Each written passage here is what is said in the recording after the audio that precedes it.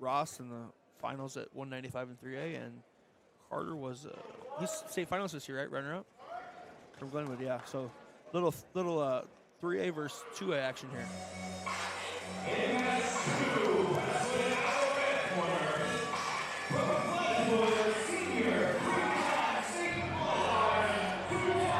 Oh boy.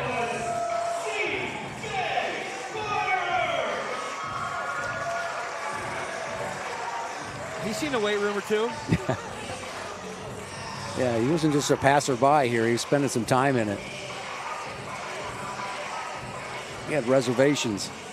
Yeah. VIP.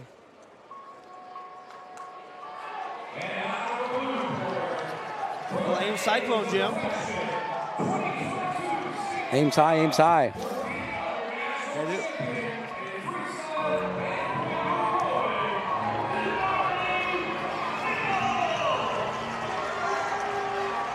Oh, coached by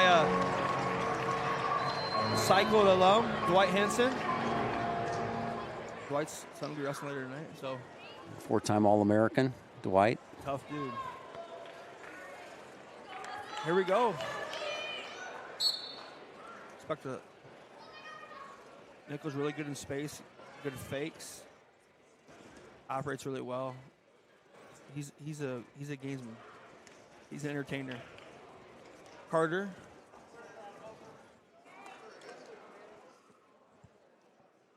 It's always interesting to me when you have these college rules. It's adjustment, kind of the wrestling. They probably haven't practiced a lot, so you know. What's great about it is just expands the mat. Yes. You know, this Mickel is just really tough to get underneath. You know, he's got that left-handed reach right there, and he's got that left leg back. You know, so he's really. You can see where Carter's coming hard with that left-handed underhook right there. He's got an advantage tie. He's trying to stuff the head, but with a guy that's that strong and compact, that's really hard to stuff a head. Yeah. You know? Mickel transferred from Pennsylvania, moved in before his freshman year. I've seen Pinero Johnson and David Carr at the state tournament watching him. So he's from the Erie area, right? Yeah. Yeah, that's where Pinero is from. Of course, Nate. That left-hand post reminded me a little bit Carrish there with his right leg back, you know, keeping space, kind of measuring himself out.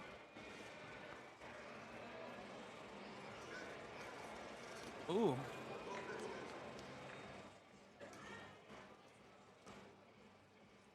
"40 seconds to go in the first period." This will be interesting, you know, because it doesn't look like Nickel's getting much penetration on his shots either. But he's taking ground. Yeah. I see the guys stay engaged in the hand fight and kind of take ground, maybe attack out of that. But a lot of guys have been pushing off space and 2-3 holds together.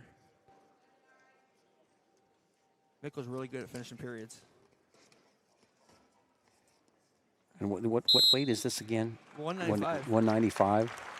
A little bit. I mean,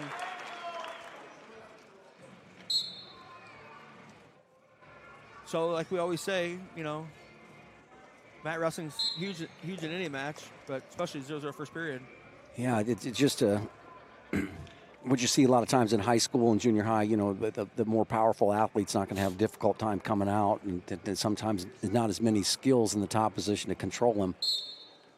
Kind of quad pod stand up there and just comes right back up to it, and that's smart, looking for a reversal. His hips in, though. But every time you go over the top of his head like that, that was two. Two reversal. Two reversal. No space.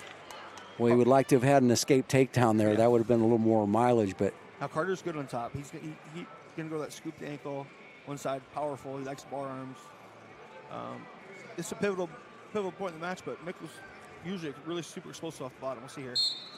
Oh, he gave up the chopped arm tilt right there. A little Granby action. Yeah, and then that's probably not where he wants to live. Nope, cradle. Mickel, he's a competitor, man. Yeah. Carter's trying to wear on him a little bit. Those snaps from the first period. Maybe take a little ground here. Well, I like what I see from Mickel here as far as, Carter with that inside collar tie with the left. And he's controlling that wrist there on the right. So that's that reach arm. So he's reaching right there, and he's peeling it off, and he's taking it thumb down, right? So he rolls it off thumb down, and you can really control a guy like that. So he's inside collar and wrist tie there, and then when he gets it, watch him come to the top, the wrist right there, coming back to the collar, underhook on that side. He gets a control tie that he likes there, is really pushing in. And he's doing a great job, but they're measuring that shot. Got to get it. I mean, Carter's obviously pretty strong, good position. Mickel's really got to work hard to get an angle here. Maybe try to put 2-3 holds together, saying his fakes maybe, but head on, he's being ranged. Carter's pretty solid there.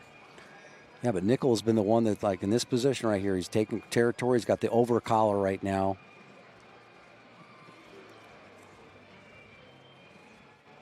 Pivotal point in the match here. 42nd, second period, 2-1. CJ Carter over Denarli Mickel. And Mickel traditionally sprints really hard at the end of periods. You got to win the end of periods in big matches. Well, I look at this right now is that Mickel's he's got a stance already. He's got a low stance because he's got a low center of gravity. He's not that tall of a guy. Carter coming out of his stance like that, doing a great job, just like a matador out there on that straight-on shot. Measured it really well. Impressed with his footwork there.